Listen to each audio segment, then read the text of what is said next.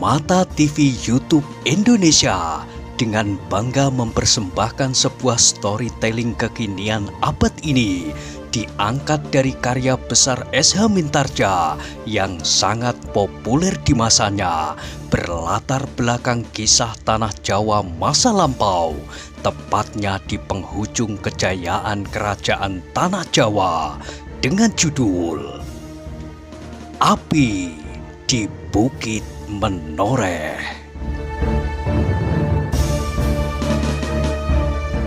Pada kesempatan yang sangat baik ini, kita masuk pada episode yang ke-89. Selamat menikmati.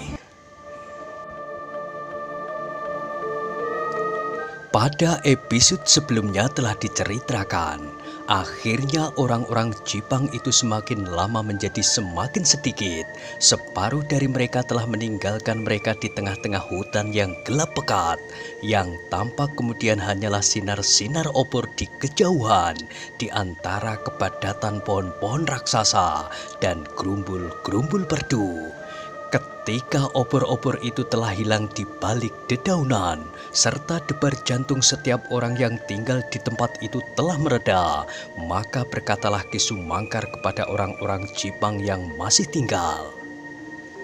Tenangkanlah hati kalian, aku dapat merasakan peristiwa ini merupakan suatu guncangan yang dahsyat di dalam setiap dada kalian masing-masing, baik yang pergi maupun yang ditinggalkan. Tetapi penilaian kita jelas telah bersimpangan. Karena itu adalah baik kita berpisah jalan daripada kemudian kita akan menemui kesulitan-kesulitan yang terus-menerus. Ki Sumangkar terdiam sesaat ketika diawasinya setiap wajah para pemimpin yang masih tinggal. Ki Sumangkar masih melihat keraguan-raguan membayang di wajah-wajah mereka. Tetapi keraguan-raguan di dalam setiap dada para pemimpin Jipang itu adalah wajar. Baru saja mereka terlibat dalam gelar perang yang sangat dahsyat dengan korban yang cukup banyak di kedua belah pihak. Apakah mereka akan segera dapat menghilangkan segala kesan dari permusuhan mereka itu? Apakah benar orang-orang Pajang tidak mendendamnya dan kemudian mengikat mereka di belakang kereta yang dipacu secepat angin? Benarkah mereka akan dihadapkan pada suatu penilaian yang tidak dipengaruhi oleh dendam dan benci? Dalam pada itu terdengar Ki Sumangkar berkata, "Marilah kita mencoba mententeramkan hati kita. Marilah kita tidak berprasangka. Aku mendengar berita pengampunan itu dari Anggir Untara sendiri pada saat Anggir Macan Kepatihan menghembuskan nafas terakhir.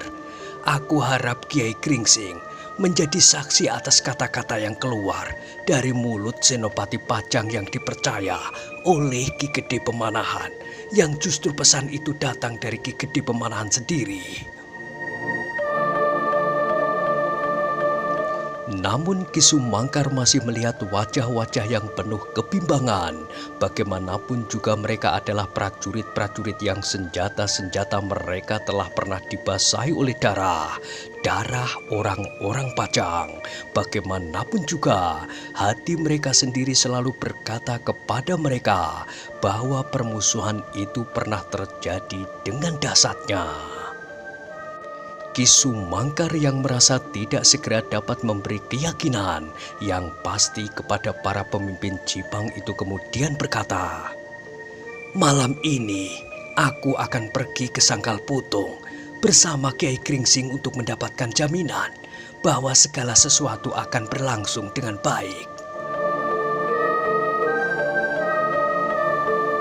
Para pemimpin Jipang dan para prajurit itu mengangguk-anggukkan kepala mereka. Mereka sependapat dengan Ki Sumangkar bahwa salah seorang dari mereka harus menemukan jalan yang datar sebelum semuanya berlangsung terus, supaya mereka tidak menyesal kelak apabila ada persoalan-persoalan yang tumbuh tanpa mereka kehendaki. "Apakah kalian sependapat?" bertanya Ki Sumangkar. "Baik Kiai," sahut salah seorang dari mereka. "Kami sependapat bahwa Kiai akan mencari jalan yang sebaik-baiknya bagi kami semuanya. Kami percaya kepada Kiai." "Terima kasih," berkata Ki Sumangkar dengan dada berdebar-debar. Ia terharu bahwa dalam saat yang pendek ia berhasil mendapatkan kepercayaan dari orang-orang Jipang itu. Selama ini, sebagian besar dari mereka mengenal Ki Sumangkar tidak lebih dari seorang juru masak yang tua yang hampir-hampir tidak mampu lagi melakukan tugasnya itu. Bahkan ada yang menyangkanya sebagai seorang juru masak yang malas. Namun sebelum Ki Sumangkar itu berangkat meninggalkan perkemahan itu, maka ia berpesan, "Tetapi meskipun kalian mengharap bahwa kalian akan meninggalkan petualangan yang dipenuhi dengan noda-noda darah dan air mata di antara rakyat yang tidak berdosa, namun kalian masih berhak untuk mempertahankan diri kalian dalam saat-saat yang pendek ini. Kalian masih akan menghadapi kemungkinan yang tidak kalian duga-duga. Sepeninggalku jangan lengah. Isilah setiap gardu-gardu peronda. Kalian harus mampu menyelamatkan diri menghadapi setiap bahaya. Apabila bahaya itu sangat besar dan jauh dari kemampuan daya tahan kalian, maka kalian dapat menyelamatkan diri kalian di antara gelapnya malam. Aku pasti sudah kembali sebelum fajar." Para pemimpin Jipang yang tinggal itu mengangguk-anggukkan kepala mereka. Mereka merasa bahwa malam ini justru bahaya dapat datang dari setiap penjuru. Apabila Untara ingkar janji, apalagi bahwa pernyataannya itu hanya sekedar pancingan saja, maka malam itu juga selambat-lambatnya besok pagi-pagi, mereka pasti akan dilanda oleh arus yang dahsyat dari Laskar Pajang. Untara pasti tidak akan menunggu mereka datang menyerahkan diri supaya ia mendapat alasan untuk berbuat menurut seleranya. Tak ada seorang pun yang akan mencoba mencari jawab atas sebab-sebab dari kematian seseorang yang sedang berperang. Orang-orang Pajang dapat membunuh lawannya seperti menebas hutan alang-alang. Tetapi apabila orang-orang Jipang itu datang menyerah, maka persoalannya akan berbeda. Tanpa janji pengampunan, maka perlakuan atas orang-orang yang sudah menyerah akan berbeda dari mereka yang ditemukan dalam medan. Selagi pedang masih terhunus dan tali busur masih merentang, sedang dari sisi lain, mereka masih harus memperhatikan kemarahan Sono Keling atas mereka. Sono Keling adalah seorang prajurit yang seakan-akan tidak bekerja dengan otaknya. Ia kurang mampu berpikir dan memperhitungkan masalah-masalah di luar masalah-masalah keprajuritan. Itulah sebabnya ia tidak dapat diajak untuk berbicara dalam masalah-masalah yang lain. Kemungkinan-kemungkinan yang dapat ditempuh, penyelesaian yang tidak usah mempergunakan tajamnya senjata, persoalan manusia dan kemanusiaan. Ia tidak dapat mendengar tangis seorang istri yang kehilangan suaminya di medan peperangan. Baginya adalah hina bagi seorang prajurit yang tertegun hanya karena tangis seorang bayi yang terlepas dari pelukan ibunya yang ketakutan mendengar dentang senjata beradu. Tetapi para prajurit Jipang yang tinggal itu percaya kepada Ki Sumangkar, percaya kepada harapan yang dijanjikan. Karena itu, maka mereka akan melakukan segala perintahnya. Sebelum Ki Sumangkar itu meninggalkan mereka, maka ia masih memerlukan berpesan kepada orang-orang Jipang itu. "Peliharalah jenazah Angger Tokpati sebaik-baiknya. Besok apabila aku telah kembali di antara kalian, maka akan kita selenggarakan pemakamannya." "Baik, Kiai," jawab salah seorang dari mereka. "Terima kasih," Sekali lagi Ki Sumangkar menjadi terharu. Apabila kemudian malam bertambah malam, maka Ki Sumangkar dan Kiai Gringsing berjalan dengan tergesa-gesa meninggalkan perkemahan itu menuju ke Sangkal Putung. Mereka mengharap bahwa mereka akan segera menemukan cara yang sebaik-baiknya untuk menyelesaikan masalah orang-orang Jipang yang ingin meninggalkan cara hidup yang selama ini ditempuhnya. Pada saat-saat orang-orang Jipang disibukkan oleh pertentangan pendirian, maka pada saat itu orang-orang Pajang disibukkan oleh mereka yang terluka di medan pertempuran. Orang yang terluka itu baik kawan maupun lawan telah diangkut ke Banjar Desa Sangkal Putung. Pengawasan atas orang-orang yang luka itu dilakukan oleh Untara dan Widura sendiri. Mereka melihat wajah-wajah yang dendam pada anak buah mereka sendiri. Mereka yang kehilangan saudaranya yang berada bersama-sama dalam lingkungan keprajuritan Pajang. Dan mereka yang merasa betapa korban berjatuhan di kalangan sendiri. Orang-orang yang demikian kadang-kadang sering kehilangan kesabaran dan pengamatan diri sehingga terhadap lawan yang terluka, maka mereka akan dapat melakukan hal-hal di luar dugaan para pemimpin Laskar Pajang. Bahkan Hudaya, orang yang sudah cukup mengendap itu pun seakan-akan telah kehilangan kesadaran diri menghadapi orang-orang Jipang. Karena itu, dengan bijaksana Untara telah membawa orang-orang yang demikian itu dahulu ke Sangkal Putung untuk beristirahat. Tewasnya Citragati telah membuat suatu goncangan yang dahsyat di dalam hati sahabatnya itu, sehingga dendam di dalam hatinya seakan-akan menyala membakar seluruh nadinya.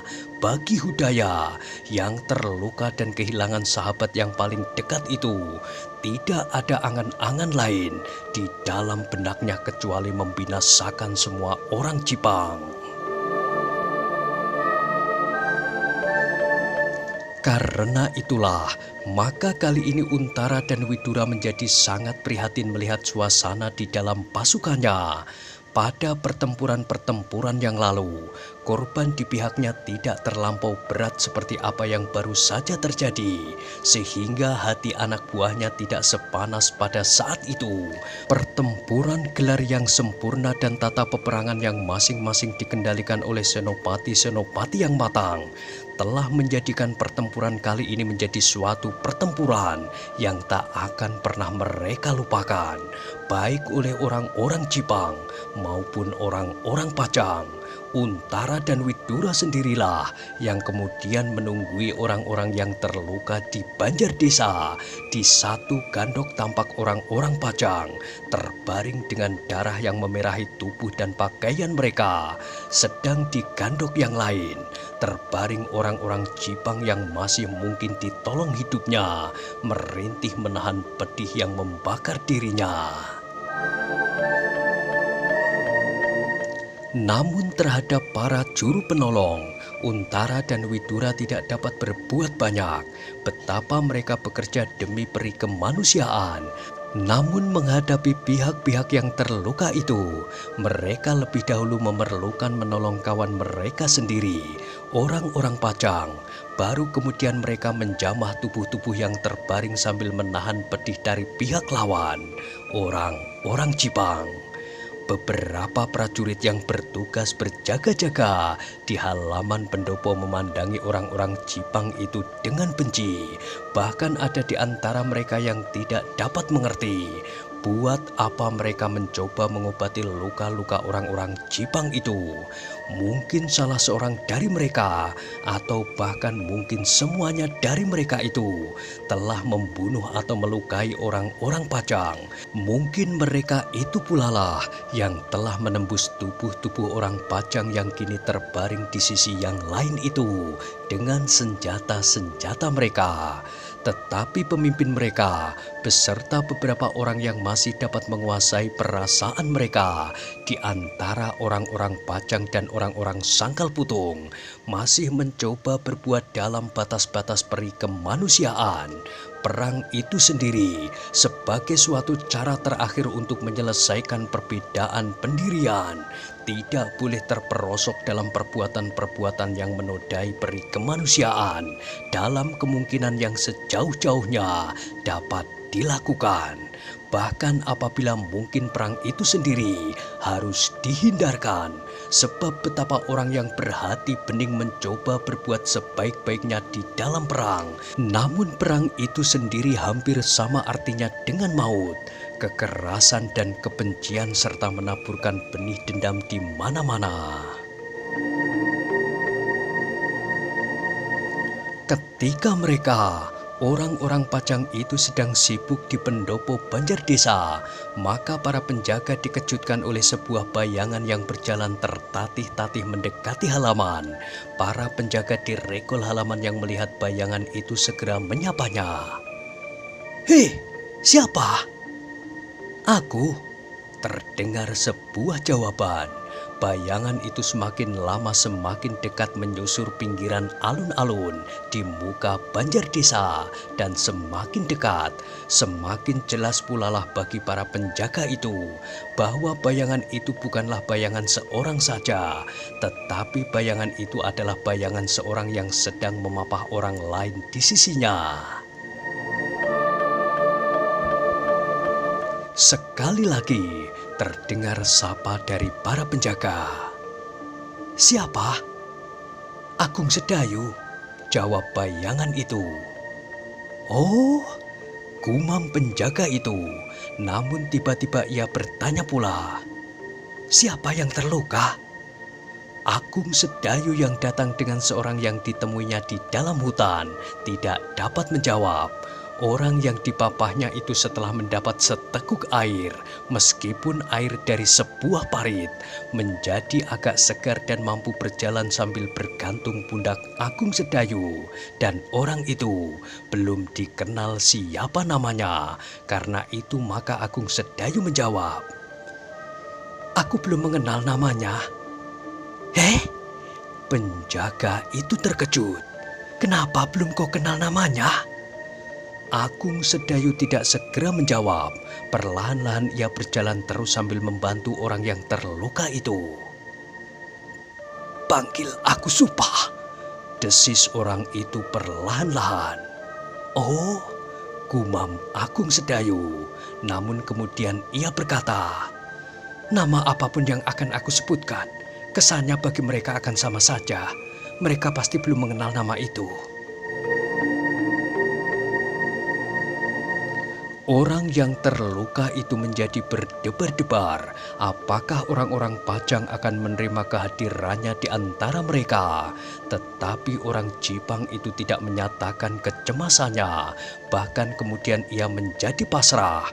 Kalau ia mati maka kematian itu adalah wajar. Seandainya salah seorang prajurit Pajang kemudian menyambutnya dengan tusukan tombak di lambungnya, maka ia tidak akan merasa kehilangan lagi nyawanya yang sekarang seakan-akan bukan miliknya, tetapi milik Agung Sedayu.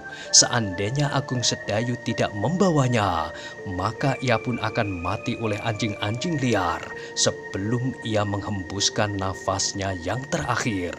Bulu kuduk orang Jipang itu terasa berdiri, alangkah mengerikan. Selagi ia masih hidup, beberapa ekor anjing hutan berpesta dengan dagingnya. Tetapi kalau ia mati dengan tombak menghunjam di dadanya, maka ia akan mati sebagai seorang prajurit. Agung Sedayu yang kini berdiri beberapa langkah saja dari para penjaga itu berhenti. Salah seorang dari penjaga itu bertanya, "Benarkah kau Adi Sedayu?" "Lihatlah dengan seksama," sahut Agung Sedayu. "Yang terluka itu?" Agung Sedayu tidak mau menjawab dengan berbelit-belit. Maka katanya, "Namanya Supah, orang Jipang." Orang di regol halaman itu serentak mengulangi kata-kata Agung Sedayu. "Orang Jipang?" "Ya," Aku temukan orang ini terluka di dalam hutan. Untunglah aku masih sempat menolongnya dan memberinya air, sehingga kemungkinan untuk hidup baginya menjadi semakin besar." Para prajurit Bajang dan beberapa anak muda Sangkal Putung justru terdiam. Mereka dicekam oleh perasaan heran tiada taranya. Mereka melihat betapa Agung Sedayu masih sempat memapah orang Jipang dari hutan sampai ke halaman ini. Bukankah itu suatu pekerjaan yang sulit? Tetapi tiba-tiba dari antara beberapa orang yang berjaga-jaga di regol halaman itu, terdengar salah seorang berkata, "Kakang Sedayu, buat apa kau bawa monyet itu kemari?" Agung Sedayu mengerutkan keningnya. Suara itu dikenalnya benar, apalagi ketika ia melihat seorang yang bertubuh gemuk bulat melangkah maju dari antara orang-orang yang kemudian berkerumun di depan regol. Namun betapa kecewa hati Agung Sedayu mendengar pertanyaannya. Ia tidak akan menyesal, bahkan sama sekali tidak mempengaruhi perasaannya apabila pertanyaan itu meluncur dari orang lain, bukan anak muda yang gemuk bulat dan bernama Swandaru Geni itu.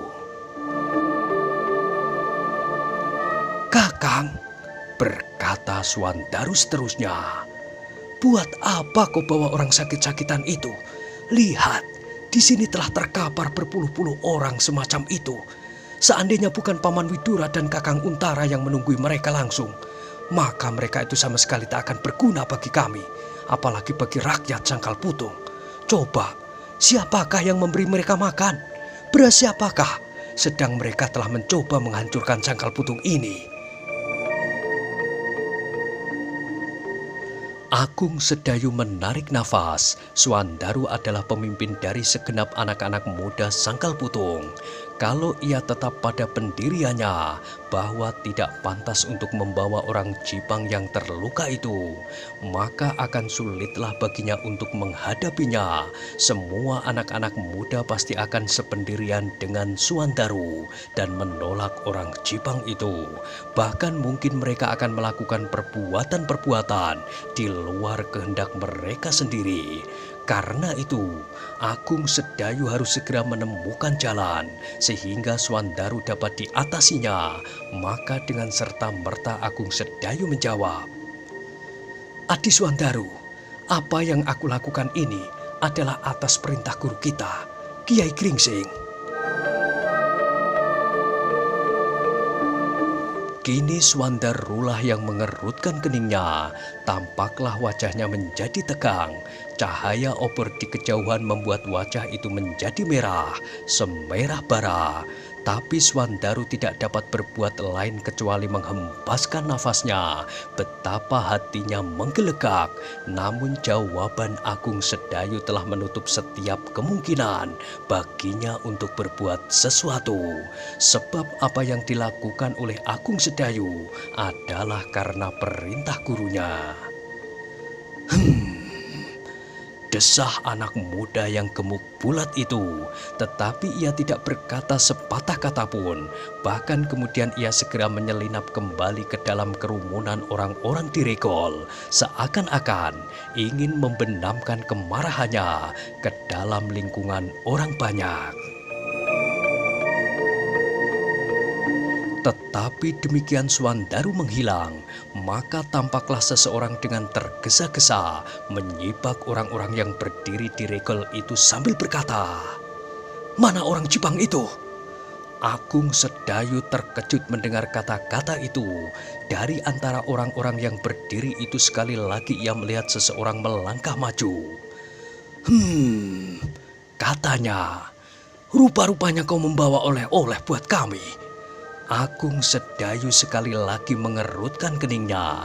Sebelum ia sempat menjawab, orang itu berkata pula, "Di dalam banjar desa banyak juga orang-orang Jipang yang berkelimpangan menunggu maut mencekik mereka. Tetapi orang-orang itu ditunggui langsung oleh Untara dan Widura. Nah, sekarang ada orang lain yang kau bawa kemari. Jangan kau bawa masuk ke pendopo. Serahkan orang itu kepadaku. Aku ingin mendapat ganti Kakang Citragati yang gugur di pertempuran."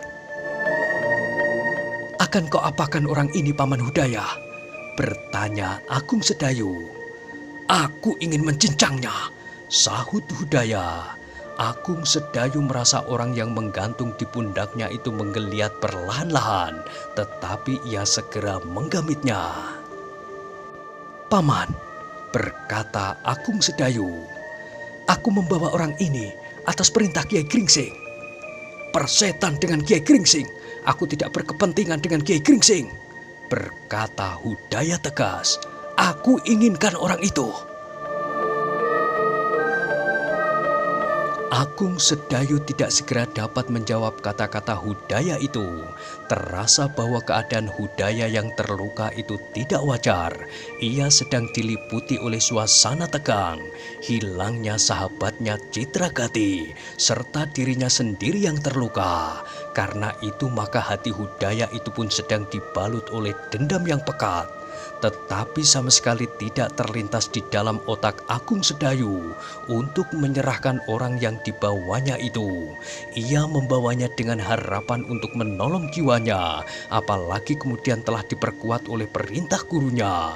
Sedangkan apabila orang itu sampai ke tangan kakaknya atau pamannya, maka masih mungkin orang itu diselamatkan dari kemarahan para prajurit Pajang. Ketika Agung Sedayu sedang berpikir, terdengar kembali suara Hudaya. Ayo, serahkan kepada kami. Paman, berkata Agung Sedayu hati-hati. Aku memang akan menyerahkan orang ini, tetapi setelah Paman Widura mengetahuinya, bukankah pimpinan pasukan Pajang di sini adalah Paman Widura? Hudaya menggeram, namun kemudian ia menjawab. Kakang Widura adalah pimpinan prajurit Pajang dalam hubungan resmi. Tetapi aku kehendaki orang itu justru sebelum diketahui oleh Kakang Widura, sehingga orang itu belum menjadi seorang tawanan. Agung Sedayu menjadi ragu-ragu apakah yang harus dilakukannya supaya orang itu dapat dilihat oleh pamannya. Apakah ia akan memaksa berjalan terus memasuki halaman Banjar Desa? Apakah ia harus berteriak-teriak memanggil? Belum lagi ia menemukan jawabnya, Hudaya telah melangkah maju. Terdengar suara tertawanya yang mengerikan. Suara itu seolah-olah bukan suara Hudaya yang selama ini dikenalnya. Ya, tiba-tiba Agung Sedayu ingat apa yang telah pernah dilakukan oleh si Danti.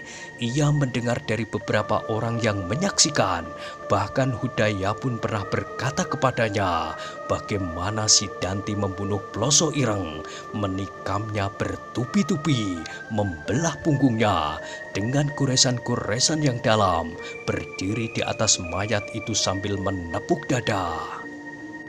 Bulu-bulu Agung Sedayu serentak berdiri, mengerikan. Kini ia melihat seolah-olah si Danti itu datang kembali sambil tertawa. Serahkan kepadaku supaya aku tidak mendendamu pula, berkata Hudaya. Tetapi nada suaranya benar-benar mengerikan seperti suara hantu dari dalam kubur. Namun tiba-tiba bersama dengan itu merayap pulalah perasaan benci Agung Sedayu kepada si Danti, kepada sikapnya, kepada perbuatannya. Kini ia melihat Hudaya itu bersikap dan berbuat seperti apa yang pernah dilakukan oleh si Danti. Karena itu, tiba-tiba Agung Sedayu melangkah surut selangkah. Terdengar ia berkata tegas, Paman Hudaya, aku tidak akan menyerahkan orang ini kepada siapapun juga. Tidak kepada Paman Hudaya dan tidak kepada orang lain. Aku hanya akan menyerahkan kepada Paman Widura. Kalau Paman Widura akan membunuhnya itu adalah haknya. Apabila ternyata menurut Paman Widura, tindakan itu adalah tindakan yang seadil-adilnya. Tetapi pasti tidak dalam keadaan yang serupa ini. Tidak dalam keadaan tidak berdaya. Hudaya pun kemudian tertawa pula. Jawabnya, kau bukan seorang prajurit. Kau tidak tahu apakah yang sebaik-baiknya dilakukan oleh seorang prajurit. Sebelum orang ini sampai pada orang yang berwenang menentukan hukuman atasnya, maka yang berlaku adalah hukuman perang. Setiap prajurit berhak melakukannya, aku pun berhak. Orang ini dapat aku perlakukan menurut kehendakku. Tempat ini dapat dianggap sebagai medan prajurit yang terbunuh di medan perang. Nasibnya tidak dipersoalkan lagi. Tidak, Paman, sahut Agung Sedayu. Kita tidak berada di dalam medan lagi. Kita sudah di belakang garis perang. Jangan membantah, bentak Hudaya yang sudah bermata gelap. Selangkah ia maju lagi sambil berkata, "Kau tahu tentang peperangan? Aku adalah orang tertua sepeninggal Citragati.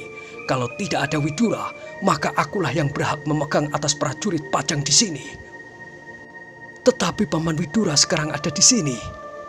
Ia berada di dalam halaman, sedang kita berada di luar halaman Banjar Desa. Jangan menjawab lagi, supaya kau tidak aku cincang pula seperti orang Jipang itu. Terdengar Agung Sedayu menggeram, namun hatinya menjadi semakin keras ketika ia mendengar orang Jipang itu berbisik. "Serahkan saja, biarlah aku dibunuhnya, supaya kau selamat." "Tidak," geram Agung Sedayu. Kemudian kepada Hudaya ia berkata, "Paman Hudaya, ternyata Paman Hudaya sekarang tidak seperti Paman Hudaya yang aku kenal pertama-tama aku datang. Bahkan tidak seperti Paman Hudaya lusa. Paman Hudaya sekarang ini adalah seorang yang sama sekali berbeda." "Tutup mulutmu," potong Hudaya. "Lepaskan orang itu, biarkan ia terbaring di tanah. Aku ingin mencincangnya. Kau dengar?" "Aku dengar," sahut Agung Sedayu. "Tetapi aku tidak akan melakukannya." "Hei!" Mata Hudaya terbelalak. Sinar obor yang lemah seakan-akan telah membakar mata sehingga memancar kemerah-merahan. "Kau berani membantah perintahku? Kau tidak berhak memberikan perintah itu. Kalau tidak ada Widura, Hudaya adalah orang tertua. Kau dengar? Aku bukan prajurit Pajang. Aku tidak terkena keharusan untuk mematuhi perintah siapapun di sini. Kalau aku patuh terhadap Paman Widura, ia adalah pamanku. Dan kalau aku menuruti perintah Kakang Untara, karena itu adalah kakakku. Kau bukan pamanku dan bukan ayahku. Kau tidak berhak memberikan perintah itu. Sedangkan orang lain yang berhak memberikan perintah kepadaku adalah Kiai Gringsing, guruku. Dan perintah itu berbunyi, selamatkan orang ini." Mata Hudaya menyala mendengar jawaban Agung Sedayu, apalagi ketika Agung Sedayu menegaskan, "Bukankah begitu, Paman? Bukankah Paman sendiri tadi mengatakan bahwa aku bukan seorang prajurit?" Terdengar gigi Hudaya gemeretak. Tiba-tiba Hudaya yang telah menjadi sangat marah itu berkata pula, "Di medan perang, kekuasaan berada di tangan prajurit. Setiap orang harus tunduk pada perintah. Kau pun harus tunduk meskipun kau bukan seorang prajurit." Agung Sedayu benar-benar menjadi gelisah. Ia tidak akan menyerahkan orang ini, tetapi ia juga tidak ingin berbenturan di antara kawan sendiri. Karena itu, Agung Sedayu mencoba untuk mencari cara yang sebaik-baiknya untuk ia yakini bahwa apabila terpaksa ia harus menarik pedangnya, ia akan dapat membiarkan Hudaya terjatuh sendiri karena kepayahan. Nah, bagaimanakah kisah selanjutnya? Silahkan ikuti terus kisah Api di Bukit Menoreh pada episode berikutnya. Sampai jumpa.